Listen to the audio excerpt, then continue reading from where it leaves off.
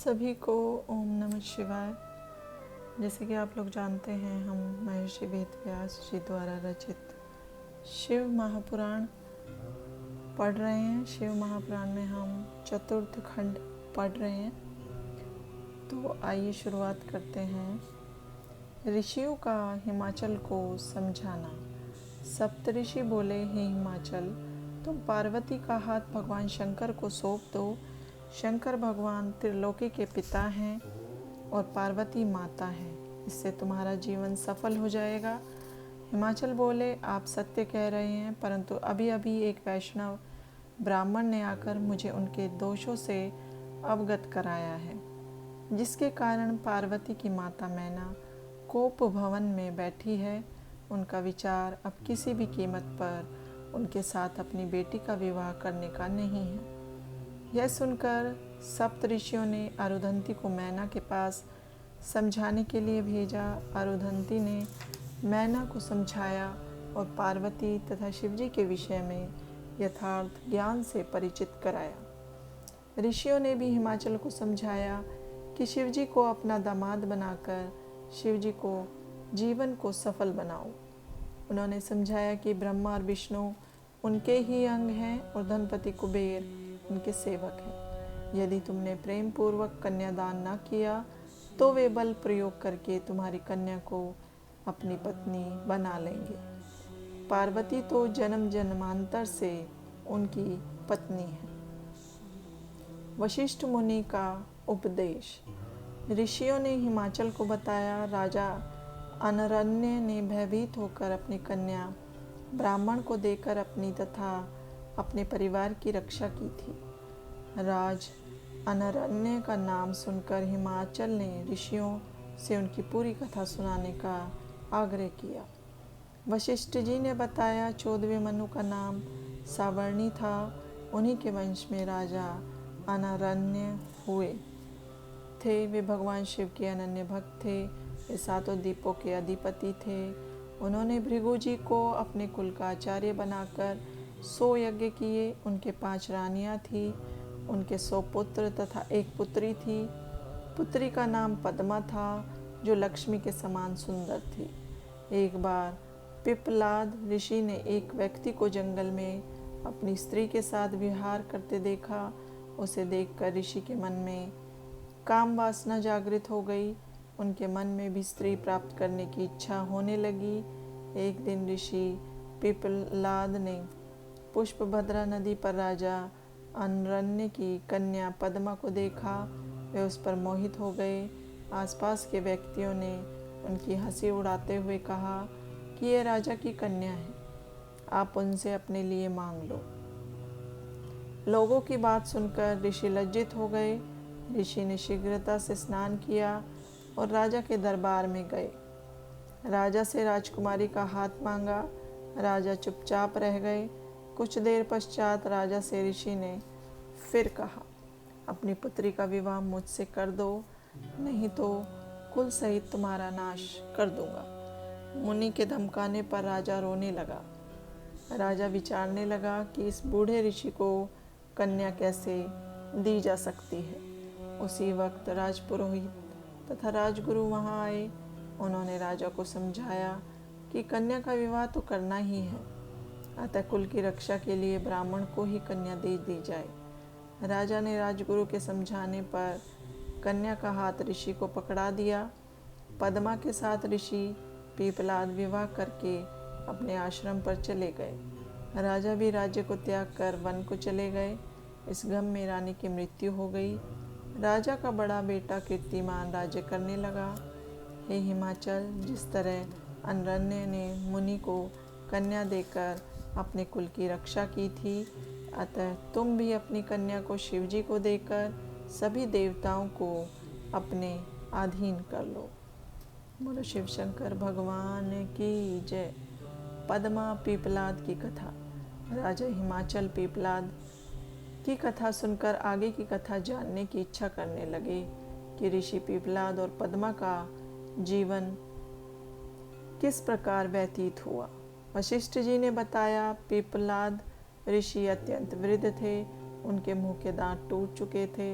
मुख पर झुर्रियाँ पड़ रही थी, कमर भी झुक गई थी, चलने में पांव कांपने लगे थे। वृद्ध मुनि पिपलाद पद्मा के साथ अपनी कुटिया पर जीवन व्यतीत करने लगे। एक दिन पद्मा स्वर्णादा नदी पर स्नान करने के लिए गई। वहाँ पर उसकी परीक्षा लेने हेतु धर्मराज एक सुंदर राजकुमार का रूप रख कर आए। वे पद्मा से बोले, हे सुंदरी, तुम तो महारानी बनने के योग्य हो। तुम पिपलाद ऋषि के लायक नहीं हो। यह बूढ़ा ऋषि अधिक समय तक जीवित नहीं रहेगा, इसलिए इस बूढ़े को छोड़कर मेरे साथ चली चलो। इतना कहकर वह पद्मा का हाथ पकड़ने को आगे बढ़ा। पद्मा क्रोध में भरकर उससे बोली, हे पापी दुष्ट राजकुमार, दूर हटो, तुम कामांध हो रहे हो। मैं एक पतिव्रता नारी हूँ। तू यदि मुझे बुरी दृष्टि से देखेगा तो नष्ट हो जाएगा। पद्मा के इस श्राप को सुनकर धर्मराज अपने असली रूप में प्रकट होकर बोले, मैं तो तुम्हारी परीक्षा लेने आया था। मैं तो हमेशा पर स्त्रियों को अपनी माता समझता हूँ। अब आपने मुझे श्राप दे दिया, अब मेरा क्या होगा? इस पर पद्मा बोली, हे धर्मराज, आपने ऐसा क्यों किया? मेरा श्राप असत्य नहीं हो सकता, क्योंकि पतिव्रता नारी का श्राप कभी झूठा नहीं होता। चाहे आकाश, तारे, वायु, पृथ्वी आदि नष्ट हो जाएं, अस्तु धर्म तुम 4 पद वाले बनोगे। सतयुग में 4, त्रेता में 3 और द्वापर में 2 पद रहेंगे। कलयुग में तुम्हारा एक भी पद नहीं होगा। कलयुग के पश्चात फिर से सतयुग आने पर तुम्हारे 4 पद हो जाएंगे। यह सुनकर धर्मराज प्रसन्न हो गए और पद्मा से कहा, हे पतिव्रता पद्मा, तुम धन्य हो। तुम्हारा अपने पति के चरणों में प्रेम हमेशा बना रहे। अब मेरे आशीर्वाद से तुम्हारा पति यौवन को प्राप्त करेगा और उनका यह यौवन स्थिर रहेगा। वे मार्कंडेय ऋषि की तरह दीर्घायु वाले बनेंगे। तुम्हें अपने पति से 10 पुत्र प्राप्त होंगे। इस प्रकार पद्मा को आशीर्वाद देकर धर्म चले गए।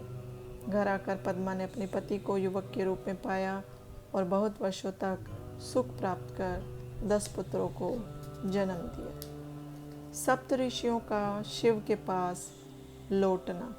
इस कथा को सुनकर हिमाचल सप्त ऋषियों से बोले, हे ऋषियों, अब मेरे मन का संदेह समाप्त हो गया है।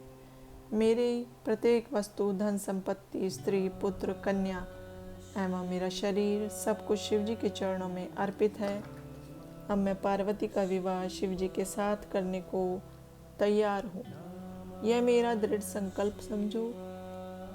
तब सप्तऋषि आनंद मग्न होकर पार्वती तथा हिमाचल को आशीर्वाद प्रदान कर अरुंधति के साथ भगवान शंकर के पास कैलाश पर लौट आए। शिवजी को उन्होंने समस्त समाचारों से अवगत कराया तथा उनसे कहा, अब आप विवाह की तैयारी करें और इस विवाह में समस्त देवताओं को निमंत्रण भेजें।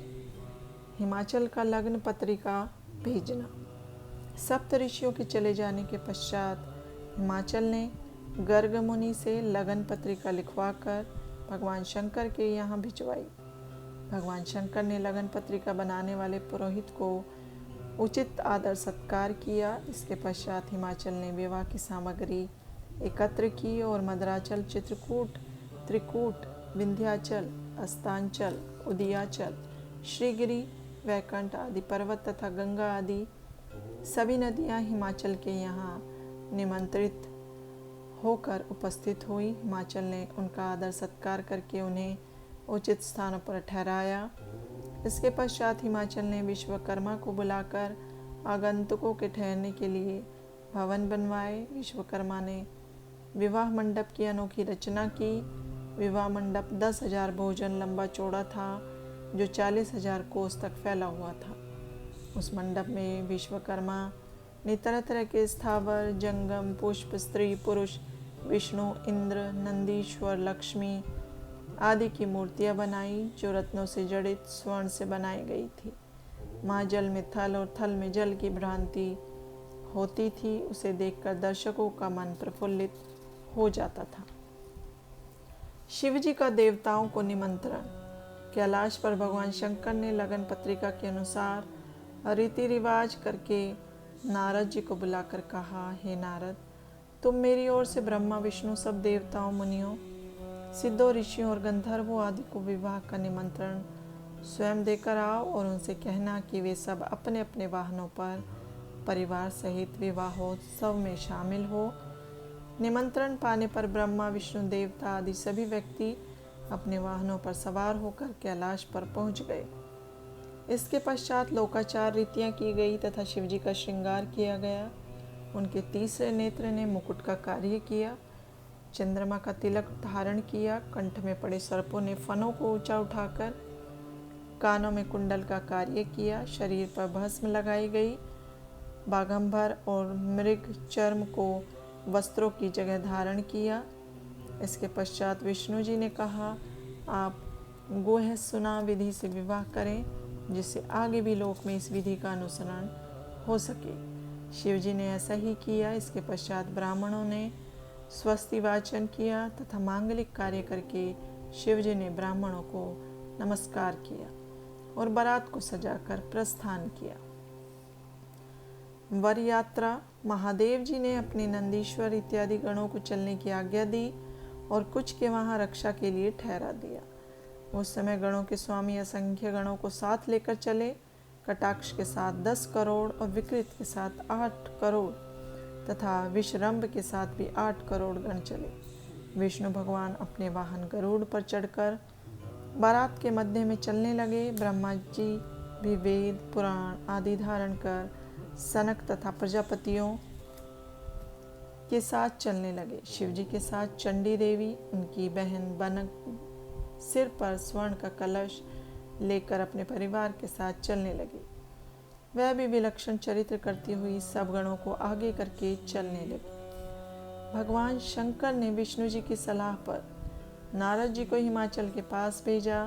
नारद जी ने हिमाचल के यहाँ पहुंचकर विश्वकर्मा द्वारा निर्मित मंडप को देखा। उसे देखकर नारद जी अपनी सुध बुध खो बैठे। वहाँ पर हिमाचल के पुत्र मैनाक के साथ नारद जी बारात की अगवानी करने के लिए आए। नारद जी मंडप की विचित्रता और मायापूर्ण रचना का वर्णन करने लगे। इंद्र डरने लगे कि मैंने त्वष्टा के पुत्र को मार दिया था तथा पर्वतों के पंख काट दिए थे। इंद्र सोचने लगे कि मेरे ऊपर कोई बदले की भावना से प्रहार न कर दे। विष्णु जी ने इंद्र का डर दूर करते हुए कहा, शंकर जी के साथ होने से हमें हिमाचल की माया को कोई डर नहीं है। तब हिमाचल के पुत्रों को आगे करके सभी देवता भगवान शंकर के साथ हिमाचल के यहाँ पहुँचे। देवता और पर्वतों का मिलाप। बारात के आने पर हिमाचल पर्वतों को साथ लेकर अगवानी के लिए आए।